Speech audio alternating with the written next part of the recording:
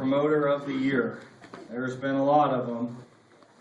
Some have had success, some have had failure. But this one falls into the category of success, and I mean big time success. What she did to that one racetrack that sat vacant for all those years and brought it back, did things nobody else did.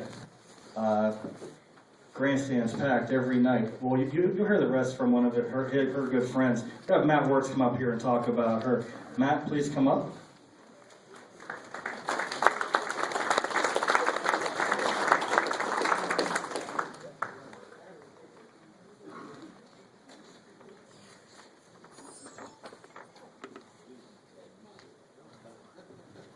Matt's going to talk about Vicki Emig.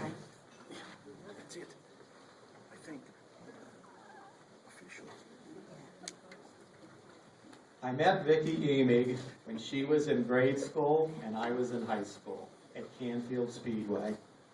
I had seen her at the tracks previously, but when John Buzzard got the Bill Emig ride, Vicki was part of the package. Here was this little twig of a girl with so much energy, passion, and opinions on racing. It was something to watch. And the opinions were plentiful as to what was happening at the track, what should be happening at the track, and how things should be done. I think she even gave her father's drivers tips and instructions on what to do on the track. All these opinions, voiced by a young girl, didn't sit well with some people, but I wasn't in that group. I saw a girl with enthusiasm and a love for racing, and one that actually knew what she was talking about. It was as if she had an innate feeling of how this sport works. I would venture to say that most anything Vicki has done in her life has been for the love of auto racing, and she has done it successfully.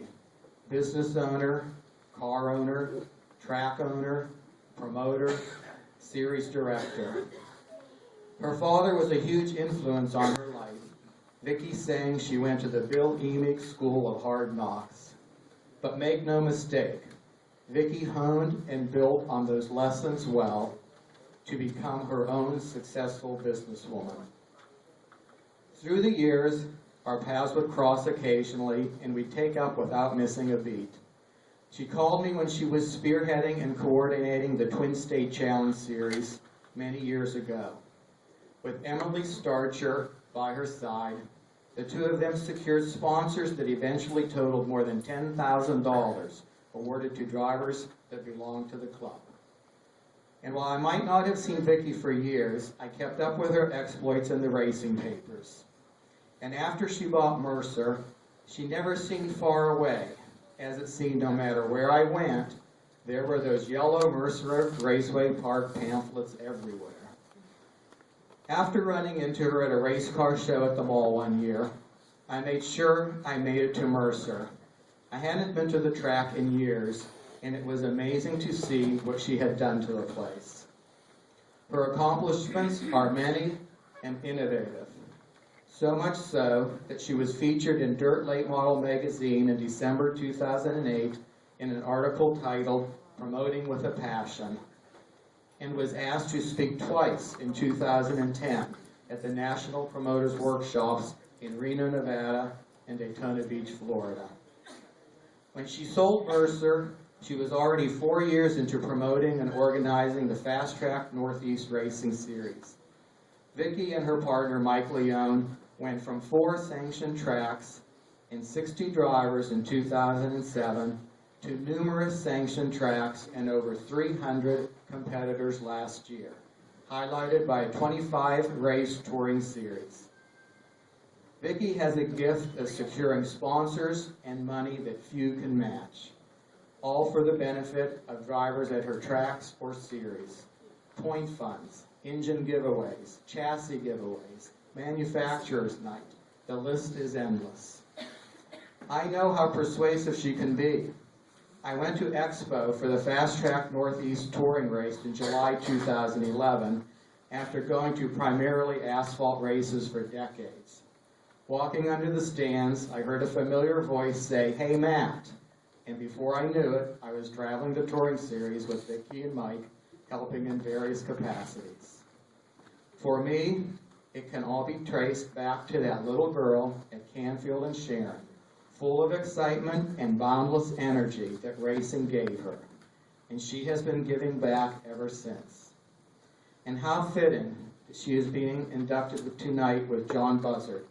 How proud Bill Emig would be to see his daughter and one of his greatest and most exciting drivers receive these honors on the same evening.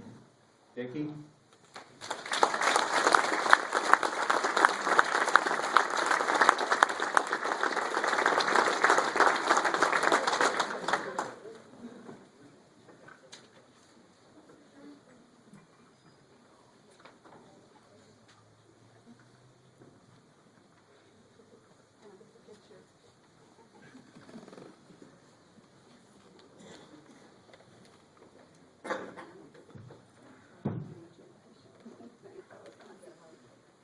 Basically, I just want to thank everybody here for this award.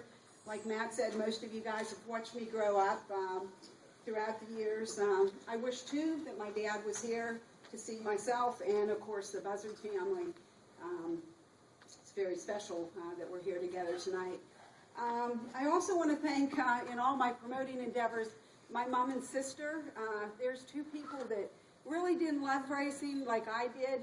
But when I bought Mercer Raceway, neither one ever missed a night of helping me there. And can you imagine for 11 years not really liking racing, but being there to help me? It's just, I'm very thankful. But there is one person here tonight, and I cannot stand up here and receive this award without him coming up, and that is Mike Leone.